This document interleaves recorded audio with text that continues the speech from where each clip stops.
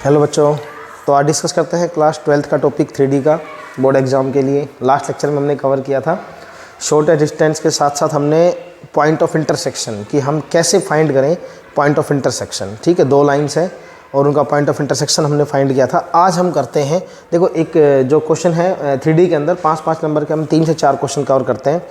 भाई पहले हमने शॉर्ट डिस्टेंस कवर किया था जहाँ से क्वेश्चन की संभावना आने की। दूसरा क्वेश्चन हमने कवर किया था पॉइंट ऑफ इंटरसेक्शन का, उसमें शॉर्ट डिस्टेंस का यूज़ भी हो जाता है। और आज का जो टॉपिक है वो आता है फुट और इमेज के ऊपर।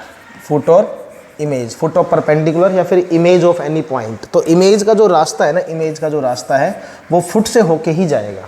तो सबसे पहले हम फाइंड करेंगे फुट ऑफ परपेंडिकुलर। तो हम थोड़ा समझते हैं इस टॉपिक को। और टॉपिक क्या है हमारा, देखो टॉपिक ये है कि क्वेश्चन समझो पहले। Find the image of any point 163 in the line. ठीक है, और ये उसके बाद का क्वेश्चन है। Also find the distance of the image from Y axis. वो हम बाद में निकाल लेंगे, पहले हमें इमेज निकालनी। इमेज निकालने से पहले फुट निकालना पड़ता है। कैसे, देखो एक पॉइंट है हमारे पास P163, ये हमारा एक पॉइंट है। ठीक है, और ये हमारे पास कोई लाइन गिवन है। ये लाइन है हमारे पास x/1 is equals to y minus 1/2 is equals to z minus 2/3। ठीक है, ये हमारे पास एक लाइन है। हमें क्या करना है, इमेज निकालनी है नीचे की तरफ यहाँ पे P डैश। तो उसके लिए हमें क्या फाइंड करना पड़ेगा, हमें पहले फाइंड करना पड़ेगा D। इसको हम D कह देंगे। क्या कहेंगे इसको हम? D। ठीक है, तो D फाइंड करेंगे। D आने के बाद फिर अपने आप इमेज आ जाएगी, क्योंकि D is the mid point of P dash. तो पहले D फाइंड करते हैं।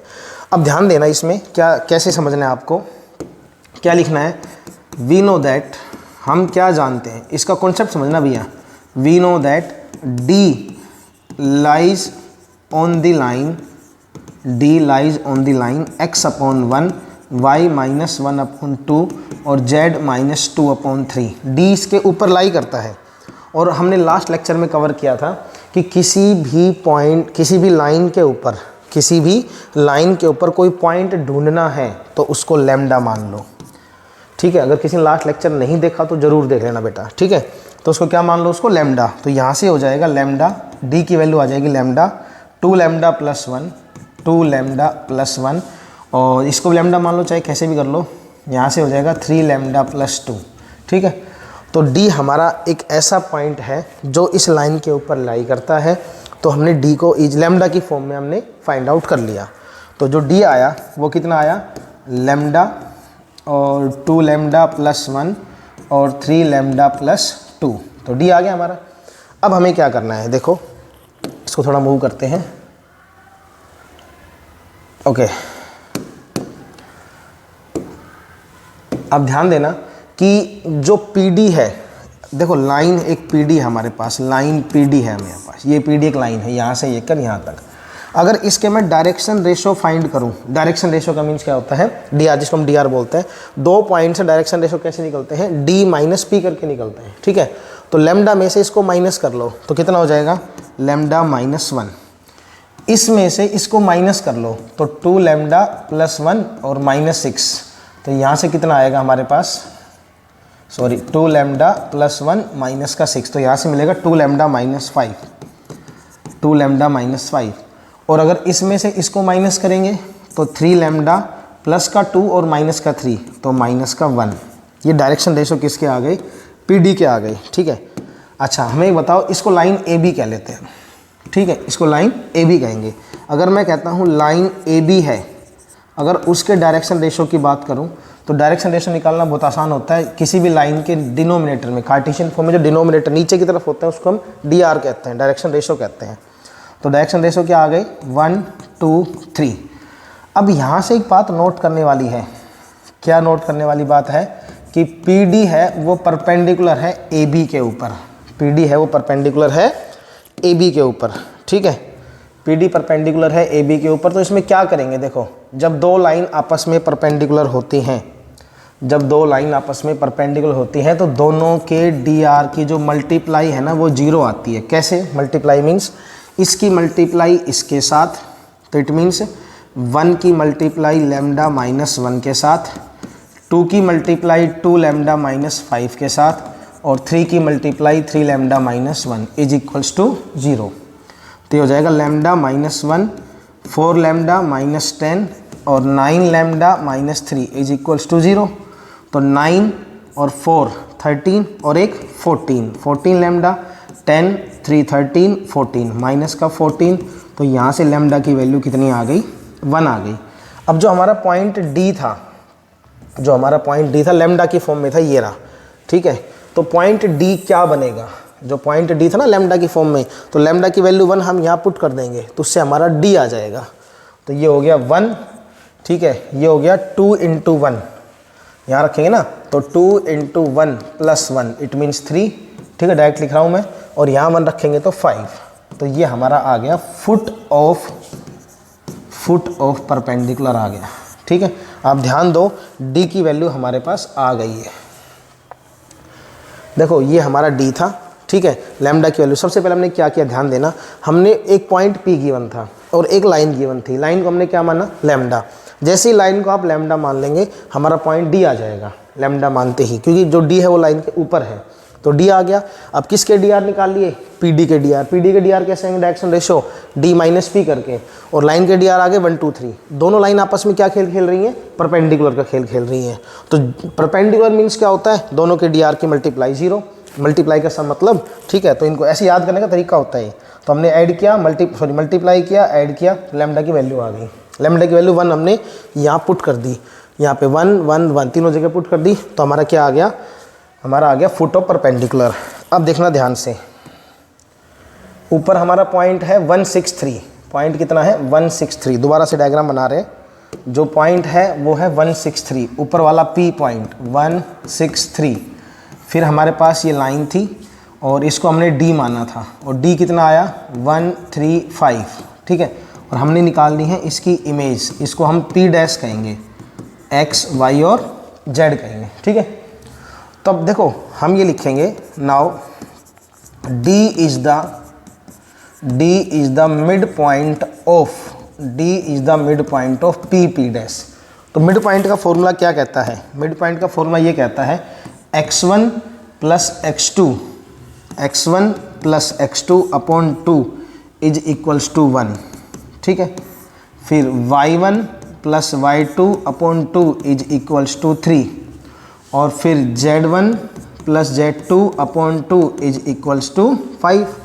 तो यहाँ से x की वैल्यू, जब 2 इधर आएगा तो हो जाएगा 2 - 1, 2 - 1, तो x की वैल्यू कितनी 1। यहाँ से y कितना हुआ, 3 2 6, 6 - 6, तो y की वैल्यू 0। और यहाँ से z कितना हुआ, 5 2 10 - 3, तो z की वैल्यू कितनी हो जाएगी 7। तो एक बार चेक, हमारा जो इमेज आई ना, इमेज, वो हमारी इमेज क्या आ गई बेटा, 1 0 और 7 आ गई। अब देखो ध्यान से, p आ गया, d आ गया और p डैश मतलब इमेज आ गई। अब यहाँ से क्या क्या क्वेश्चन बनता है, यहाँ से क्वेश्चन और बनता है, देखना ध्यान से, फिर हम उस पे आएंगे। जो हमसे एक चीज़ और पूछी गई थी, ठीक है, यहाँ से क्वेश्चन और बनेगा, और वो ये बनेगा कि डिस्टेंस पूछ सकता है आपसे, distance from P to line. तो P से लाइन का डिस्टेंस भी पूछ सकता है आपसे। तो डिस्टेंस कैसे निकलेगा, 10th क्लास की तरह डिस्टेंस फॉर्मूला से, ठीक है, √x2 - x1 1 - 1 का होल स्क्वायर, ठीक है, y2 - y1 ये हो जाएगा 6 - 3 का स्क्वायर, और तीसरा z2 - z1 3 - 5 का स्क्वायर। तो यहाँ से कितना आ गया 0 + 6 - 3 3 का स्क्वायर 9, और ये 2 का स्क्वायर 4, तो √13 हमारा डिस्टेंस। तो ये भी आपसे पूछ सकता है, ठीक है। तो ये 2-3 चीज़ें पूछ सकते हैं। एक बार चेक करते हैं उसने क्या हमसे और पूछा है। उसने हमसे पूछा है वाई एक्सिस के साथ डिस्टेंस, ठीक है, P इन वाई एक्सिस का डिस्टेंस पूछा है। अब ध्यान देना, इसका वाई इमेज हमारी P आ गई। थोड़ा सा इसको ऊपर स्क्रॉल करते हैं, इमेज को लिखते हैं। उसने पूछा था हमसे, आप क्वेश्चन बैक करके देख सकते हैं, ये हमारी इमेज है, P डैश है, मान लो ये हमारी आ गई 1 0 और 7, और वाई एक्सिस के साथ उसने डिस्टेंस पूछा है। अब देखो ध्यान से, ये हमारा x एक्सिस है, मान लो ये y एक्सिस है, z एक्सिस है। अब अगर y एक्सिस पे हम कोई पॉइंट लेते हैं y एक्सिस पे, तो उसको हम ये लेते हैं 0, y, 0, क्योंकि y एक्सिस के ऊपर एक्स और जेड दोनों क्या होते हैं, 0 होते हैं। तो अगर इसका डिस्टेंस वाई एक्सिस से निकालना है तो वाई एक्सिस पे को पॉइंट लेट किया जाएगा, मान लो वाई एक्सिस पे, तो पॉइंट ये 0 हो जाएगा, ये ऑलरेडी 0 है हमारे पास, ठीक है ना, और ये 0 हो जाएगा। उसमें क्या होता है, वाई एक्सिस के ऊपर वाई वाला पॉइंट सेम रहेगा कोऑर्डिनेट, और एक्स और जेड वाले वो दोनों 0 हो जाएंगे, ठीक है। तो अब इन दोनों का डिस्टेंस निकाल दो, इसको कोई नाम दे दो आप, इस पॉइंट को आप नाम दे दो Q। तो डिस्टेंस ऑफ पी क्यू कितना आएगा, √1 - 0 का स्क्वायर और 0 - 0 का स्क्वायर और +7 - 1 का स्क्वायर। तो ये √1 + 0 + 6 का स्क्वायर 36। एक बार चेक कर लेते हैं 37 हमारा आंसर फाइनल है या नहीं है, ठीक है।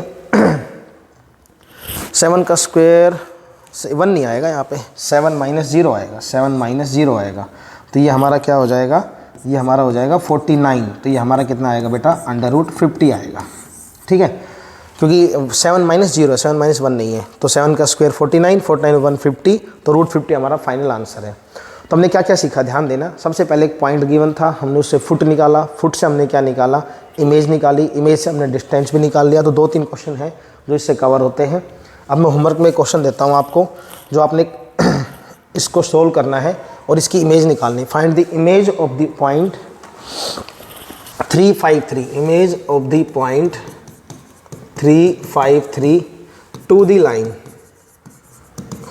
लाइन x/1 = y - 1/2 और z - 2/3। ध्यान देना। तो इससे आप इमेज निकालने से पहले हमें क्या निकालना होता है, फुट निकालना होता है। तो फुट और इमेज वाला टॉपिक एक साथ कवर होता है, तो हमने आज कवर कर लिया है। आई थिंक लगभग 3D के अंदर हमने 5-5 नंबर वाले सारे क्वेश्चन कवर कर लिए हैं।